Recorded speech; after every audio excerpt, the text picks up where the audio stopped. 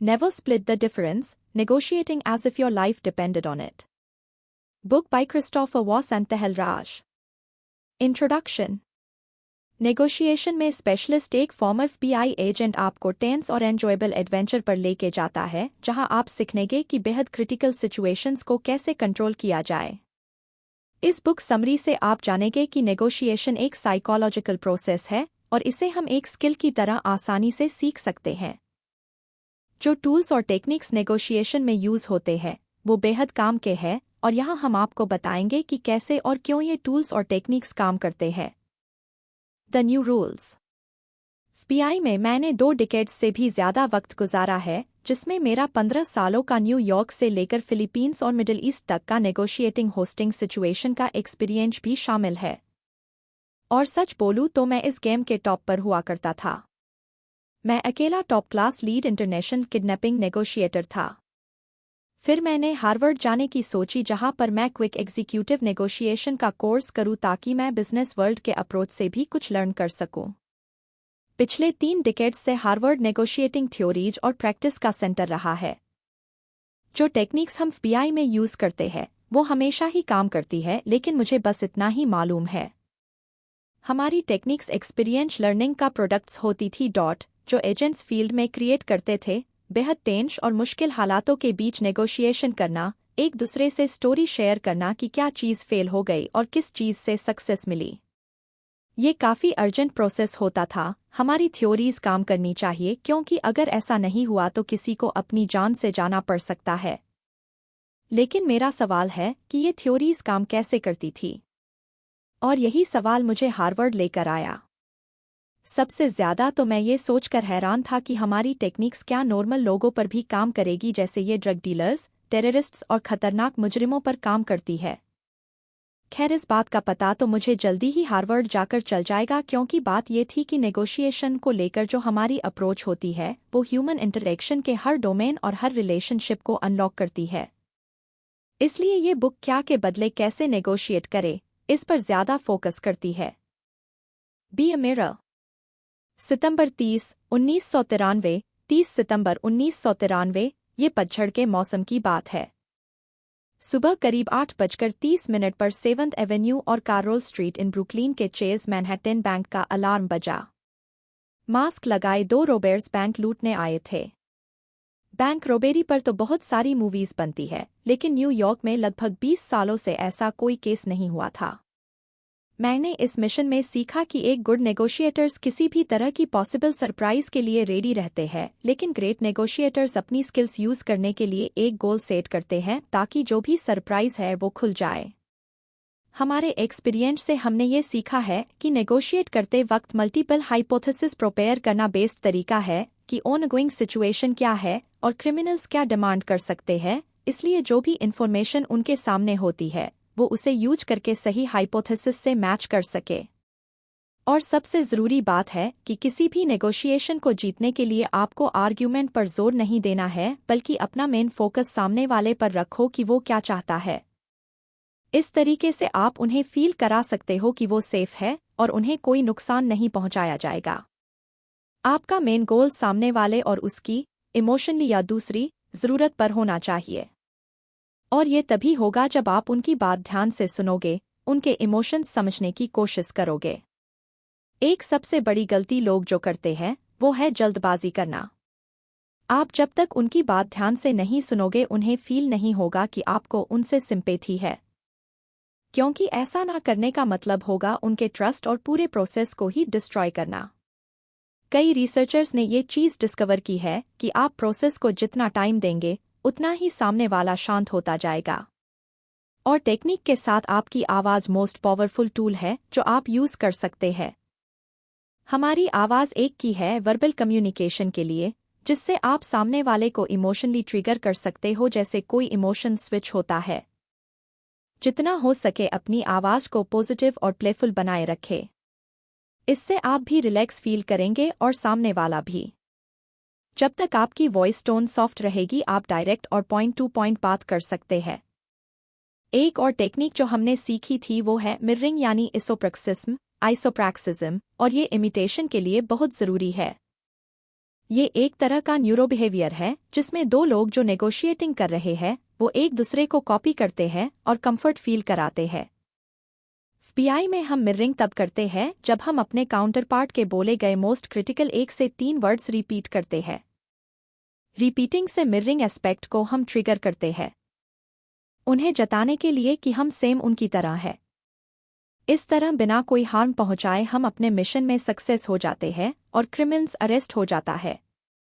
मुझे ये बड़ा रिलैक्स फील कराता है, लेकिन साथ ही मैं पावर ऑफ इमोशंस, डायलॉग और एफबीआई के developing tools of applied psychological tactics का भी कायल हो जाता हूं जो किसी को भी कन्विंस कर सकता है। फाइनली एग्जीक्यूटिव्स और स्टूडेंट्स के साथ काम करने के बाद मैं हमेशा उन्हें ये फील करवाने की कोशिश करता हूं कि एक सक्सेसफुल नेगोशिएशन का सीक्रेट राइट होना नहीं है, बल्कि एक राइट माइंडसेट का होना है। Don't feel their pain, label it. मैं 1998 में New York city FBI crisis negotiation team का हेड था। मैं हार्लेम में एक हाई राइज के 27वें फ्लोर पर था। मुझे खबर मिली थी कि इस बिल्डिंग के एक अपार्टमेंट के अंदर हथियारों से लैस कम से कम 3 क्रिमिनल्स छुपे हुए हैं। काफी टेंशड सिचुएशन थी। हमें सिखाया गया था कि इस तरह की कंडीशन में हमें बिल्कुल भी इमोशन नहीं होना है, इसलिए हम एकदम न्यूट्रल मोड पर थे। बहुत से रिसर्चर्स मानते हैं कि नेगोशिएशन में इमोशंस का कोई रोल नहीं है, इसलिए बेटर है कि लोगों को प्रॉब्लम से सेपरेट करके देखा जाए। लेकिन जरा सोचो, आप लोगों को प्रॉब्लम से कैसे अलग करके देख सकते हैं जबकि उनके इमोशन ही प्रॉब्लम है। स्पेसिफिकली जब लोग हाथ में गन लिए हुए बेहद गुस्से में हो और डरे हुए हो, इसलिए एक ग्रेट नेगोशिएटर कभी भी इमोशंस को इग्नोर नहीं करता। वो लोगों के इमोशन को समझकर उन्हें इन्फ्लुएंस करता है। खैर, बात करते हैं इस केस की। यहाँ एक प्रॉब्लम हमारे सामने थी और वो ये कि जिसमें क्रिमिनल्स छुपे थे उस अपार्टमेंट में कॉल करने के लिए कोई टेलीफोन नंबर हमारे पास नहीं था, इसलिए मुझे डोर पे जाकर बात करनी पड़ी। 6 घंटे तक हमें कोई रिस्पॉन्स नहीं मिला तो हमें लगा शायद वहां पर कोई नहीं है। लेकिन तभी पास वाली बिल्डिंग से एक स्नाइपर ने हमें बोला कि उसने पर्दा हिलता हुआ देखा है। फिर धीरे से अपार्टमेंट का डोर खुला, एक औरत बाहर निकली जिसके पीछे तीनों क्रिमिनल्स बाहर आए। जब तक हमने उन्हें हथकड़ी नहीं पहना दी, कोई कुछ नहीं बोला। लेकिन मेरे माइंड में एक सवाल था, तुम लोग 6 घंटों तक चुपचाप बैठे रहे तो फिर अचानक बाहर क्यों आए? तुमने खुद को पुलिस के हवाले क्यों किया?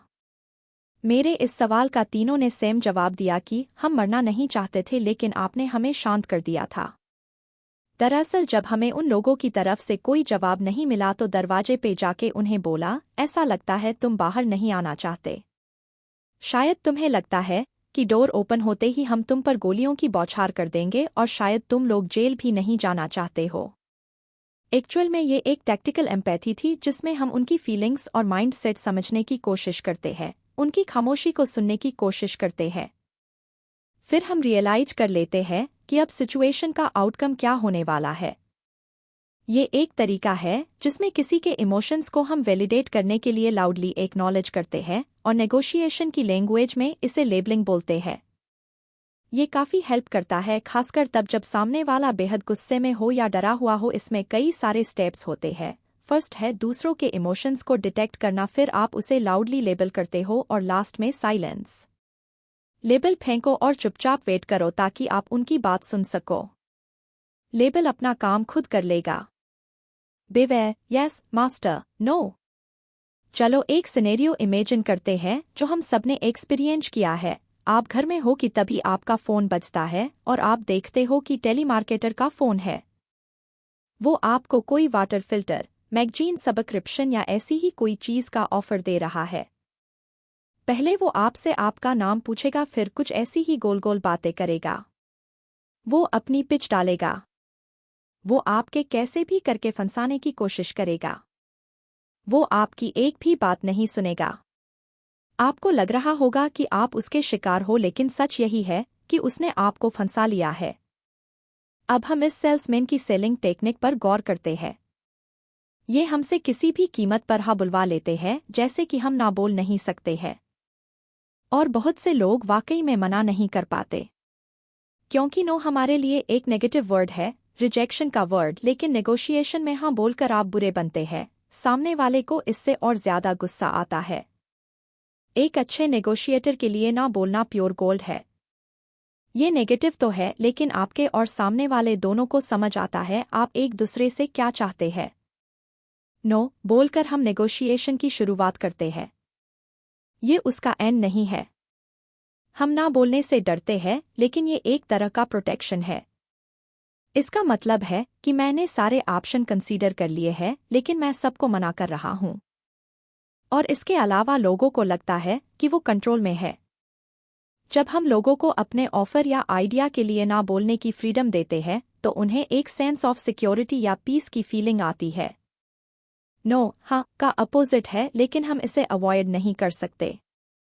लेकिन हमें ये भी नहीं भूलना है कि हमारे नेगोशिएशन का फाइनल गोल हाँ है, हालांकि स्टार्टिंग में इसे यूज मत करो, क्योंकि फिर आपके अपोजिटर को लगेगा कि आप उसे ओवरपावर करना चाहते हो, इसलिए उसे ना बोलने दो, उन्हें ज्यादा सिक्योर फील होगा। और कभी-कभी तो सामने वाले को बातों में उलझाए रखने के लिए उनसे जबरदस्ती ना बुलवाना पड़ता है। लेकिन कैसे? उनके इमोशंस या उनकी नीड्स को जानबूझकर मिसलेबल करके आप ये कर सकते हैं। Trigger the two words that immediately transform any negotiation. अगस्त 2000 की बात है। एक Islamic militant group Abu Sayyaf ने अनाउंस किया कि उन्होंने जोलो आइलैंड में, जहां उनका बेस है, एक CIA एजेंट को पकड़ लिया है। ये जगह साउथ फिलीपींस में आती है। 24 साल के उस अमेरिकन एजेंट का नाम था जेफरी स्टिल्लिंग, जिसे अब मिलिटेंट ग्रुप ने होस्टेज बना रखा था और उसे छोड़ने के वो लोग $10 मिलियन मांग रहे थे। जब ये इंसिडेंट हुआ तब मैं एक सुपरवाइजरी स्पेशल एजेंट SSA के तौर पर FBI के elite crisis negotiation unit CNU के साथ काम कर रहा था। मैं स्टिल्लिंग केस हैंडल कर सकता था क्योंकि एक तो मैं फिलीपींस में कुछ टाइम रह चुका था और दूसरा मेरा टेररिज्म का बैकग्राउंड भी था। लेकिन इस केस पर नेगोशिएशन करते हमें 4 महीने हो चुके थे, लेकिन टेररिस्ट डस से मस नहीं हो रहे थे। तब मैंने डिसाइड किया कि अब रिसेट स्विच करना होगा। मैंने सोच लिया था कि हम एक्टिव लिस्टिंग आर्सेनल के लिए हर एक टैक्टिक यूज करेंगे। एक effective pauses, silence is powerful. ये प्रिंसिपल एडवर्सरी को एंकरेज करेगा, जो कि उनका रेबेल लीडर अबू सबाया था, जिसे टेररिस्ट सोशियोपैथ किलर के नाम से भी जाना जाता था। 2 मिनिमल एनकरेजर्स, साइलेंस के बाद हम इजी सेंटेंस से स्टार्ट करेंगे, जैसे कि एस ओके आई सी, ताकि सबाया को लगे कि हम पूरी तरह उसकी बात सुन रहे हैं। 3 मिररिंग, हम उससे आर्ग्यू नहीं करेंगे, बल्कि हम वही रिपीट करेंगे जो सबाया बोलेगा। 4 लेबलिंग, हम सबाया की फीलिंग्स को समझने की कोशिश करेंगे और फिर उसे लेबल करेंगे। जैसे एग्जाम्पल के लिए हम बोल सकते हैं, ये तो बड़ी गलत बात है, बड़ा दुख हुआ सुनकर, मैं समझ सकता हूं कि तुम्हें इतना गुस्सा क्यों आ रहा है। 5 पैराफ्रेज, हम सबाया की बात को अपने वर्ड्स में रिपीट कर रहे थे। हम खाली सुन नहीं रहे थे, बल्कि समझ भी रहे थे। 6 फाइनली, हम इसे समराइज करेंगे, सामने वाले के इमोशंस को समझना और उसे रिश्योर कराना। स्पॉइलर अलर्ट, हमारा मेथड काम कर रहा था, क्योंकि सबाया अब पैसे की बात भी नहीं कर रहा था। जेफरी स्टिल्लिंग को एक खरोंच भी नहीं आई, वो सही सलामत अपनी फैमिली के पास लौट आया था। 2 हफ्ते बाद सबाया ने हमारे फिलिपिनो मिलिट्री ऑफिसर बेंजी को कॉल करके पूछा कि उसका प्रमोशन हुआ या नहीं। उसने एडमिट किया कि वो जेफरी को जान से मारने वाला था। उसने कहा, मुझे नहीं पता कि आपने मुझ पर क्या जादू किया कि मैं रुक गया, लेकिन आपकी ट्रिक काम कर गई। 2002 में फिलीपीन मिलिट्री यूनिट के साथ शूट आउट में सबाया मारा गया। Ben the reality. 2004 में एक दिन मंडे मॉर्निंग की बात थी। हैती की कैपिटल पोर्ट ऑ प्रिंस में FBI ऑफिस में एक फोन आया। कॉल करने वाला हैती के एक वेल नोन पॉलिटिशियन का भतीजा था। उसकी आंटी किडनैप हो गई थी और किडनैपर 150,000 मांग रहे थे। उस दिनों हैती में पॉलिटिकल उथल-पुथल चल रही थी, क्योंकि रिबेलियंस ने प्रेसिडेंट जीन बर्ट्रैंड अरेस्टाइड को पोस्ट से हटा दिया था। और तभी से दुनिया में हैती की इमेज एक हाईएस्ट किडनैपिंग रेट वाली कंट्री की बन गई थी। उस वक्त मैं FBI का लीड इंटरनेशनल किडनैपिंग नेगोशिएटर था। हर घंटे मुझे कोई ना कोई एब्डक्शन और अटैक की न्यूज़ मिलती थी। ये केस थोड़ा अजीब था। उस औरत का भतीजा पहले सोच रहा था कि किडनैपर्स को पैसे दे दे। उसका ये डिसीजन ऑब्वियस था। लेकिन ये अप्रोच गलत है, क्योंकि ऐसे कई सारे वीक स्पॉट्स होते हैं, कई अनक्लोज्ड नीड्स होती है, और एक बार अगर आप इन चीज़ों को समझ जाओ तो कई सारे ऐसे सॉल्यूशंस निकल कर आते हैं जिससे सामने वाले की नीड्स या एक्सपेक्टेशन चेंज हो जाती है। नेगोशिएशंस में जो चीज़ सबसे ज़्यादा क्रूशियल होती है वो है टाइम। डेडलाइंस काफ़ी डेंजरस होते हैं क्योंकि जल्दबाजी में हम कोई गलत बात बोल सकते हैं या कोई गलत स्टेप उठा सकते हैं। जब डेडलाइन सामने होती है तो हम स्ट्रेस में आ जाते हैं और इसीलिए जल्दबाजी में एक्शन ले बैठते हैं। लेकिन एक अच्छा नेगोशिएटर जल्दबाजी में कोई फैसला नहीं लेता। वो अपना माइंड एकदम शांत रखेगा, क्योंकि एक बार ये ट्रिगर हो गया तो आपको ऐसी हालत में फंस जाएंगे जहां रिएक्टिव बिहेवियर्स और बेड चॉइस लेने के पूरे चांसेस है। अगर हम इंटरनलाइज कर सके कि बेड डील से बेटर है कि हम कोई डील ही ना करें, तब पेशेंस रखना काफ़ी थ्रेटनिंग हो जाता है। और डेडलाइन से ज़्यादा इम्पोर्टेंट चीज़ है प्रोसेस में एंगेज होना और उसकी ड्यूरेशन को एस्टीमेट करना। सिचुएशन को कंट्रोल करने के लिए सामने वाले को कन्विंस करना होगा कि अगर ये डील फेल हुई तो नुकसान उनका होगा। इस चीज़ को हम बेंडिंग देयर रियलिटी बोलते हैं। किसी भी ऑफर को मानने से पहले उन्हें बताओ कि अंजाम कितना बुरा हो सकता है, उनके इमोशंस को इन्फ्लुएंस करने की कोशिश करो। इस तरह आप उन्हें रेशनल साइड दिखाकर इरेशनल डिसीजन लेने से रोक सकते हैं। Create the illusion of control. Jeffrey Stilling का केस खत्म होने के 1 महीने बाद मुझे वापस मनीला लौटने का ऑर्डर मिला। उसी dangerous militant group Abu Syed ने, जिसने पहले स्टिलिंग को उठाया था, इस बार 2 पाल्मास प्राइवेट डाइविंग रिसोर्ट पर अटैक करके 20 लोगों को होस्टेज बना लिया था, जिनमें 3 अमेरिकन्स भी थे, Martin and Gracia Burnham and Guillermo Sobero. ये शुरुआत से ही बड़ी डरावनी सिचुएशन थी, क्योंकि किडनैपिंग के दूसरे ही दिन इलेक्टेड प्रेसिडेंट ग्लोरिया मैकापागल अरोयो ने अबू सैयद पर पब्लिकली ऑल आउट वॉर का ऐलान कर दिया था। बड़े दुख के साथ बताना पड़ रहा है कि इस क्राइसिस का एंड जून में एक गनशॉट्स के बीच हुआ था, और ये मेरी ऑफिशियली सबसे बड़ी हार थी। लेकिन फ्यूचर सक्सेस के लिए फेलर्स भी उतने ही ज़रूरी होते हैं। द डॉस पाल्मास क्राइसिस से एक बात समझ आई कि हम लोग आज भी स्टीरियोटाइप थिंकिंग रखते हैं कि नेगोशिएशन एक रेसलिंग मैच जैसा है जहां हमारा एक ही मकसद होता है, अपने विरोधी को हराना, अपना बेस्ट ट्राई करना और उम्मीद कभी ना छोड़ना।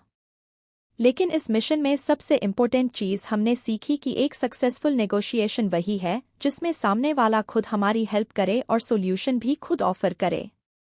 लेकिन ये तभी होगा जब ओपन एंडेड क्वेश्चंस पूछे जाएंगे। इस टाइप के सवाल कम्युनिकेशन को ईजी बना देते हैं, क्योंकि सामने वाला को फील होता है कि उसकी बात को सुना जा रहा है। ये एक तरह से कंट्रोल वाली फीलिंग भी देता है। ओपन एंडेड क्वेश्चन या जिन्हें कैलिब्रेटेड क्वेश्चंस भी बोला जाता है, इसमें आपको इस तरह के वर्ड्स या वर्ब्स अवॉइड करने होंगे जैसे कैन, इज, आर, डू या डज। दरअसल इन वर्ड्स को इसलिए अवॉइड करना चाहिए क्योंकि उनका आंसर यस या नो में होगा, और यही हम बिल्कुल नहीं चाहते। इसके बजाय यूज करें वहु, व्हाट, व्हेन, वेयर, व्हाई और हाउ। इन्हें रिपोर्टर्स क्वेश्चंस भी बोलते हैं। लेकिन मेरे एक्सपीरियंस से बेटर होगा कि हम सिर्फ व्हाट, हाउ और बीच बीच में व्हाई से शुरुआत करें। व्हाई भी कभी बैकफायर कर देता है, क्योंकि अक्सर इससे लगता है कि हम सामने वाले को अक्यूज कर रहे हैं। यहाँ मैं कुछ ग्रेट ओपन एंडेड क्वेश्चंस बताता हूँ जो ऑलमोस्ट हर टाइप के नेगोशिएशन में यूज किए जाते हैं। ये तुम्हारे लिए इम्पोर्टेंट क्यों है? What about this is important to you? मैं इसे हम दोनों के लिए कैसे बेटर बना सकता हूँ? How can I help to make this better for us? तुम्हारा बिगेस्ट चैलेंज क्या है? What is the biggest challenge you face?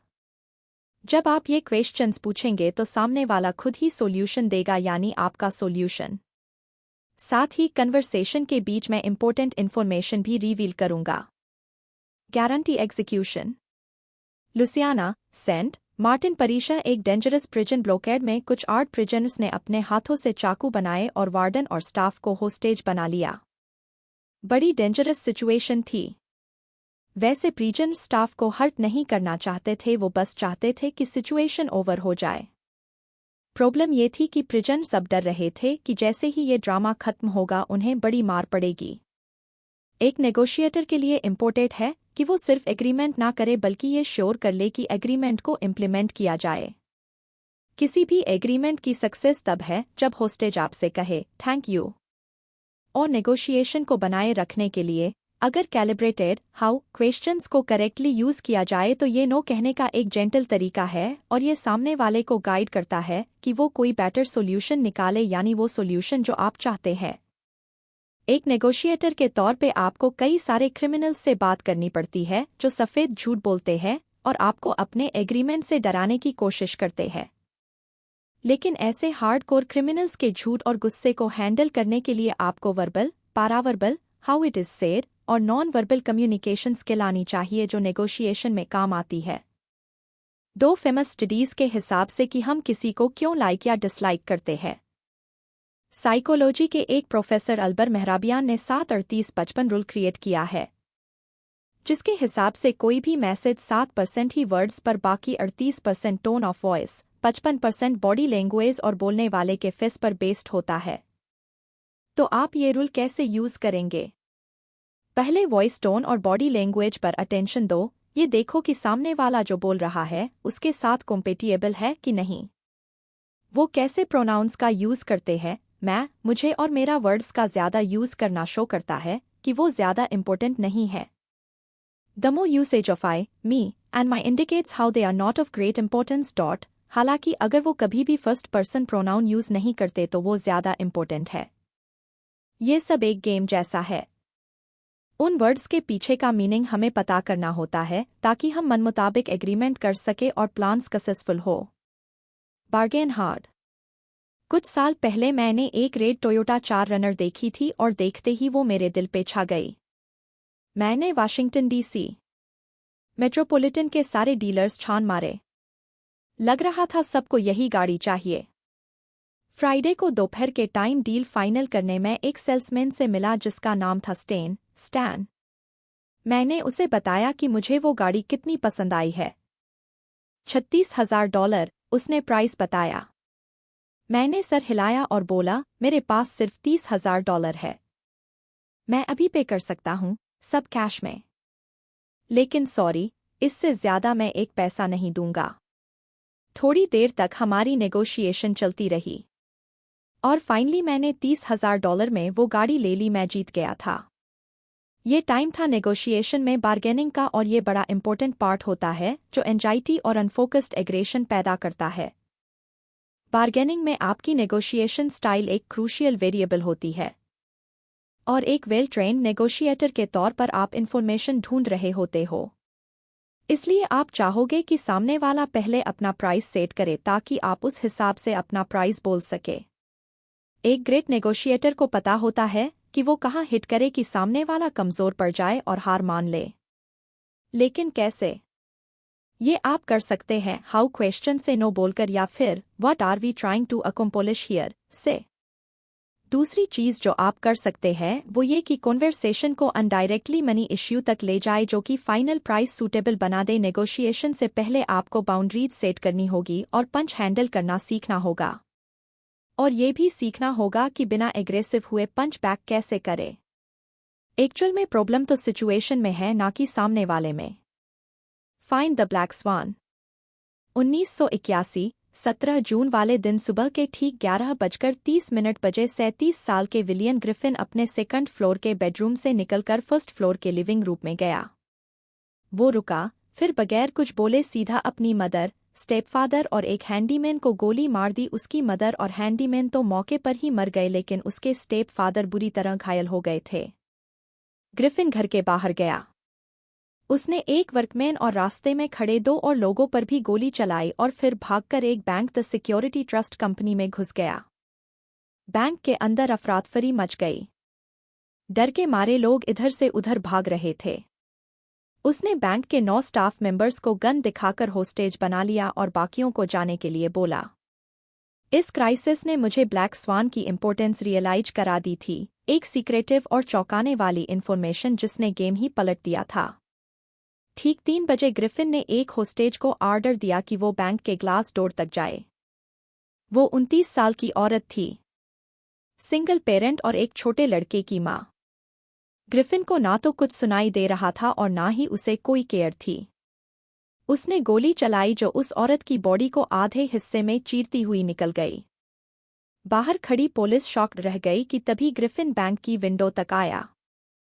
वो वहां से हटता इससे पहले ही स्नाइपर्स ने उस पर गोलियों की बौछार कर दी। ब्लैक स्वान एक सिंबल है कि प्रेडिक्शन कितने यूजलेस हो सकते हैं, खासकर जब वो किसी पास्ट के किसी सेम एक्सपीरियंस या सिचुएशन पर बेस्ड हो। नेगोशिएशन में ब्लैक स्वान एक इम्पोर्टेड कॉन्सेप्ट है। कुछ चीजें ऐसी होती हैं जिनके बारे में हमें पहले से पता होता है। इसे हम जानी पहचानी चीजें बोलते हैं। लेकिन कुछ ऐसी भी चीजें हैं जो हमें मालूम है कि एग्जिस्ट करती है लेकिन हम उन्हें नहीं जानते, जो हमने कभी इमेजिन नहीं की होती है, और अगर वो अनकवर हो जाए तो गेम चेंजर भी हो सकती है। ये चीजें होती है ब्लैक स्वान। इस केस में ग्रिफिन ब्लैक स्वान है जो मरना चाहता था लेकिन वो चाहता था कि पुलिस उसे मारे। ब्लैक स्वान्स को ढूंढना और उन्हें समझने के लिए कंप्लीटली डिफरेंट माइंडसेट की जरूरत पड़ती है। हिडन इन्फॉर्मेशन या अननोन को जानने के लिए हमें बहुत सारे सवाल पूछने पड़ते हैं। हमें इतना एबल होना चाहिए कि हम नॉन वर्बल क्लूज पढ़ सके और उनके रिस्पॉन्स को ध्यान से सुने। ये कोई नई चीज नहीं है, हम पिछले चैप्टर में भी ये पढ़ चुके हैं, लेकिन ये थोड़ा और इंटेंस है। आपको सामने वाले के पर्सपेक्टिव को डीपली समझना होगा। कंक्लूजन: अगर हम नेगोशिएशन को एक वर्ड में बोले तो इसका सम होगा सामने वाले की बात सुनना। जब हम दूसरों की बात सुनते हैं तो हमें प्रॉब्लम के सॉल्यूशन मिलते हैं, लेकिन बोले गए शब्दों के पीछे हमेशा गहरे अर्थ छुपे होते हैं और वही हमें समझने की जरूरत है। ये आपको सामने वाले की नीड्स और वो क्या चाहता है ये चीज समझने में हेल्प करती है ताकि वो भी आपकी बात समझे और माने। हर बच्चा, हर डॉक्टर, हर इंजीनियर या कोई भी इंडिविजुअल ये मानता है कि उसमें कुछ ना कुछ एक्स्ट्राऑर्डिनरी है।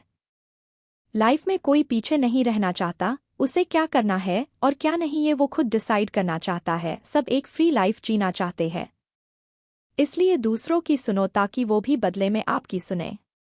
मुझे उम्मीद है कि ये बुक आपको डर का सामना करना सिखाएगी, आपको एनकरेज करेगी कि किसी भी कॉन्फ्लिक्ट को आप एम्पैथी और पेशेंस के साथ सोल्व करो। आप एक great teacher, wife, husband, manager या जो कुछ भी बनना चाहते हो, उसके लिए आपको आर्ट ऑफ लिसनिंग सीखनी होगी।